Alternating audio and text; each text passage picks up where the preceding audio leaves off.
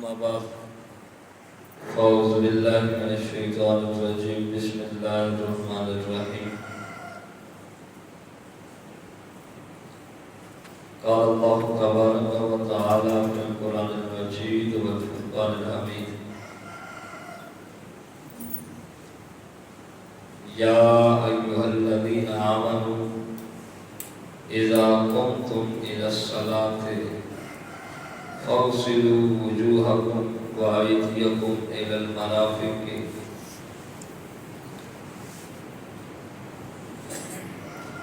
وامسحوا برؤوسكم وأرجلكم إلى الكعبين آمنت بالله صدق الله العظيم إن الله وملائكته يصلون على النبي يا أيها الذين آمنوا صلوا عليه وسلموا تسليما اللهم صل على سيدنا ومولانا محمد وعلى آل سيدنا ومولانا محمد وبارك وسلم وصل عليه. جیسا کہ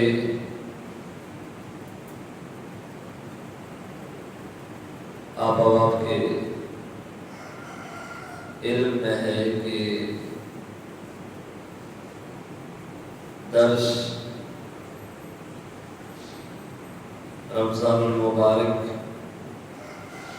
کے ان بابرکت ایام میں مختلف ضروری لازمی اور اہم موضوعات پر مختلف اوقات میں دیے جا رہے ہیں. کل کا جو درس تھا اس میں اس چیز کو بیان کیا گیا کہ طہارت، پاکیزگی یہ نماز یا دیگر عبادات کے لیے کتنی ضروری اور اہمیت کی حامل ہے. طہارت میں وضو، اس کا درست ہونا یا وضو کو صحیح طریقے سے کس طرح کیا جاتا ہے، اس چیز کو سمجھنا انتہائی ضروری ہے. وضو میں وضو کے فرائض بھی ہیں، وضو کی سنتیں بھی ہیں، وضو کے مستحبات بھی ہیں.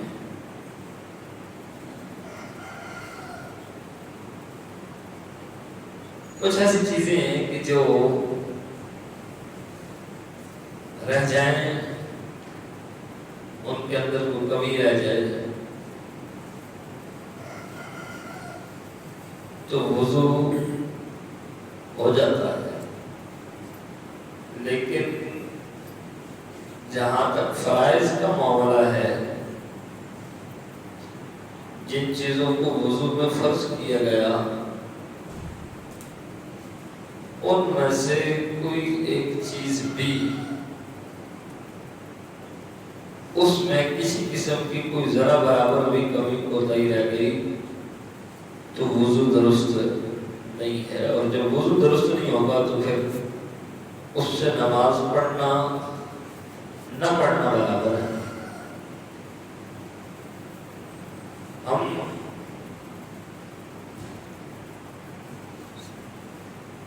روزمرہ وضو کرتے بھی ہیں، نماز پڑھتے بھی ہیں، لیکن سب کی نہیں، لیکن اکثریت ایسے لوگ ہیں کہ جن کو اس چیز کا علم نہیں ہوتا کہ وضو کے فرائض کتنے ہیں.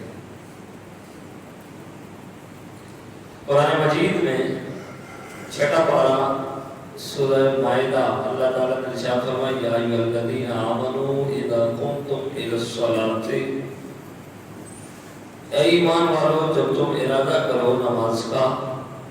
फगसिलू वुजूहकुम, अपने चेहरों को धो लो, व अयदियकुम, और अपने हाथों को, इलल मराफिक, कोनियों तक, वम्सहू बिरुऊसिकुम, और अपने सर का मसा करो, व अर्जुलकुम इलल काबैन,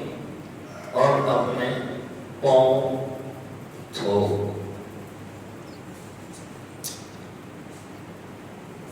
वुजू में 4 चीजें फर्ज हैं, जिनमें से 3 का धोना फर्ज है और 1 का मसा करना भी जरूरी है। जो चीजें धोनी है वो चेहरा है, दोनों हाथ हैं और तीसरी चीज दोनों पाँव हैं। अच्छा, एक चीज ज़हन के अंदर ये रखें कि एक जब हम वुजू शुरू करते हैं तो सबसे पहले हाथ धोते हैं। वो हाथ यहाँ तक धोते हैं, ये जो है वो कलाइयों तक, इब्तिदाई वुजू में कलाइयों तक हाथ धोते हैं। तो ये धोना जो था ये फर्ज नहीं है, और इतना धोने से वुजू का फर्ज अदा नहीं होता। वुजू का फर्ज तब अदा होता है जब हम चेहरा धोने के बाद पूरा हाथ यहाँ से लेकर यहाँ कोनियों तक, कोनियों से आगे तक जो धोते हैं, इसको धोना कहते हैं, और ये फर्ज में शुमार होता है। और कुरान ने जो कहा कि फगसिलू वुजूहकुम व अयदियकुम, ये चेहरा धो और हाथ धो, तो जो हाथ धोने का मामला है, जो फर्जियत है, वो तब अदा होगी जब हाथ कोनियों समेत धोया जाएगा, तब वो फर्जियत अदा होगी। अच्छा, अगर वो फर्जियत तब अदा हो रही है तो फिर इब्तिदा में हाथ धोने का क्या मतलब? वो हाथ धोना किस शुमार में है? तो असल में मसला ये है कि चूंकि बाकी जितना भी वुजू करना होता है वो हाथ से करना होता है,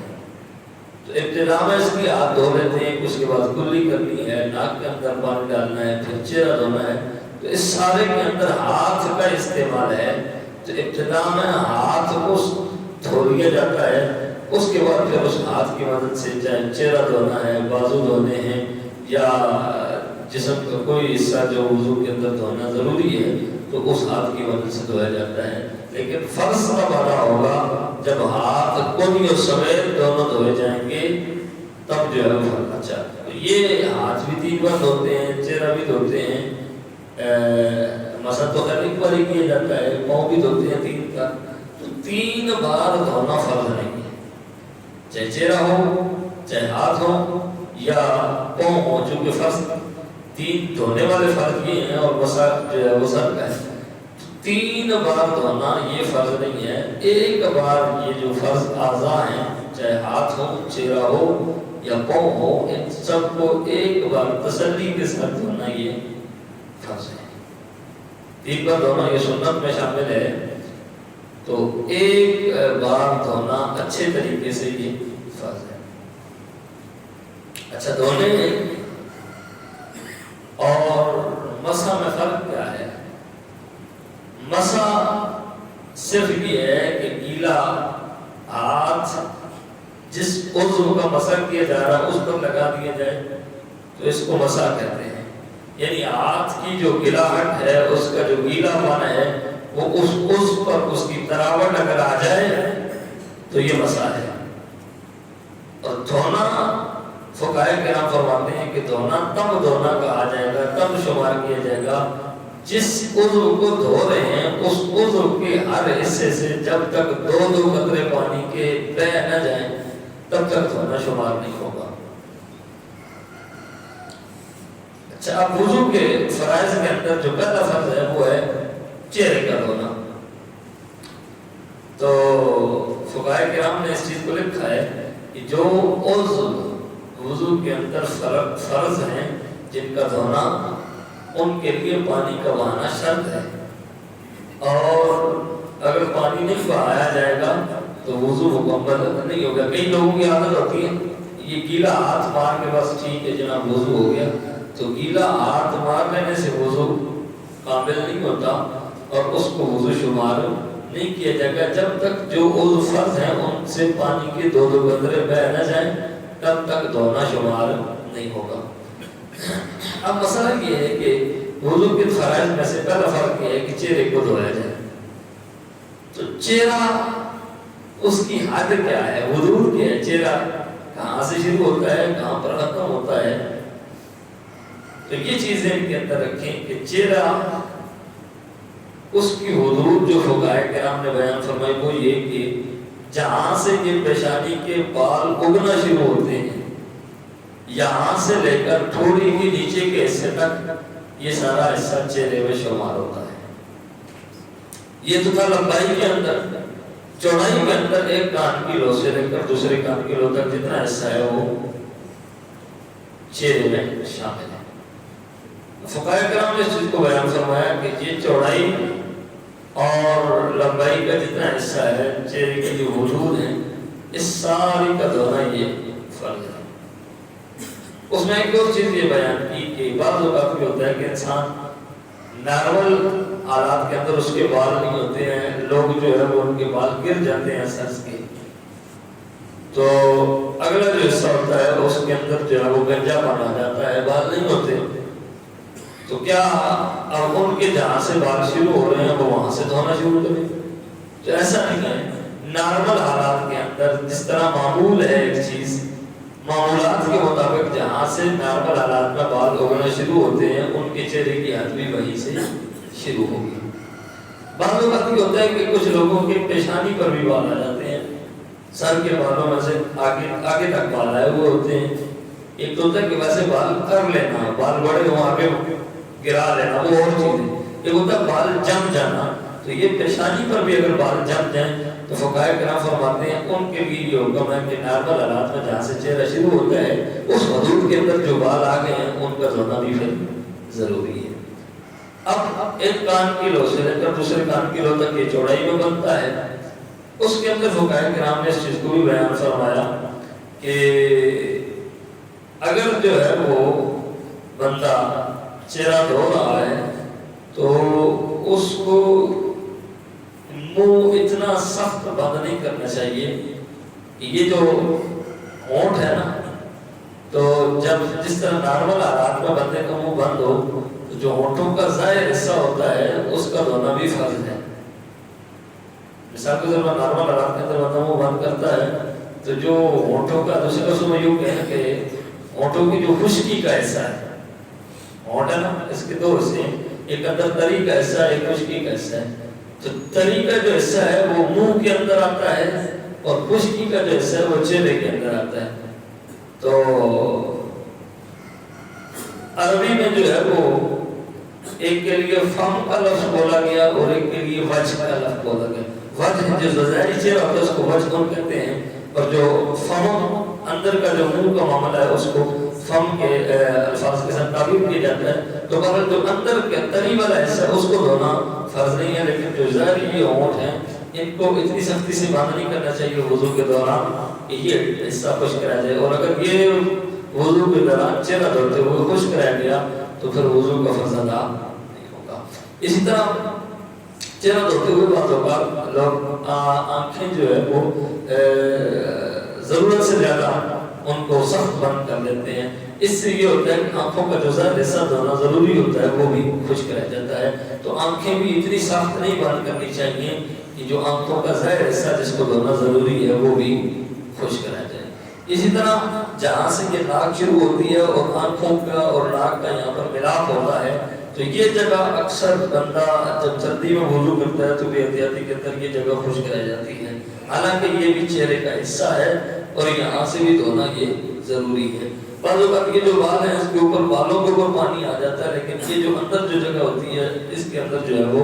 پانی نہیں جاتا۔ حالانکہ اگر مسئلہ یہ ہے کہ اگر بال اتنے گھنے ہوں کہ جلد نظر نہ آئے تو پھر تو ٹھیک ہے، بالوں کو دھونے کا جو ہے معاملہ اس کے ساتھ ٹھیک ہو جاتا ہے، لیکن اگر بال اتنے ہوں کہ جس سے جلد نظر آ رہی ہو تو پھر جلد تک پانی بہانا یہ ضروری ہوتا ہے۔ اسی طرح داڑھی کا بھی معاملہ ہے، یہ جو ہونٹوں کی نیچے ایک جگہ ہوتی ہے جہاں تھوڑے سے بال ہوتے ہیں، اسی طرح مونچھوں کے جو بال ہیں ان کی بھی اگر جلد نظر آ رہی ہے تو پھر جلد تک پانی بہانا یہ ضروری ہے، اور اگر نہیں تو پھر بالوں کا دھونا یہ ضروری ہے، اور جو ہے وہ داڑھی کا جو ہے وہ مسح وغیرہ کیا جائے گا۔ تو اس لیے اس چیز کو ذہن کے اندر رکھنا چاہیے کہ ان